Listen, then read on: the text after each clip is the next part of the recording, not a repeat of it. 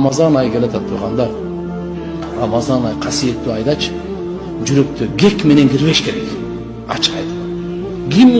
Кимге гана болсун. Кулга болобу, падыша болобу, жүрөгүңүз тазалап келиң Ramazan айга. Досуңузбу, тууганыңызбу, жүрөктү тазалап келиң. Ошол адамда кээде катасыз адам жок. Барыбызда жаңылыш бар. Кемчилик бардык адамдарда бар. Ошол иншалла карап туруп, мүмкүн бирөөңүздөргө мен катуураак айтып койсом, орой айтып койсом, кээде учурашпаганда буга көңүл бурулбай калган учур болот, кээде атайлабайсың, укпай калган, бирөөнүн сөзүн угуп атып, экинчи сөзүн укпай каласың, адамдар жактан көңүлүн алып калышы мүмкүн. Бу кандай бой көтөрүп койду, мен укпай койду, менин көңүлүм бурубай койду деп айтып калышы мүмкүн. Ушундай билген нерселерден да, билбеген нерселерден да кечиресиздер да тукандар. Бирибизди кечиришип кирели. Ыйык Рамазан айга мындай алхамдулилля деп жакшылап кирели. Кудай калса Курандын нуру касиети насип болот.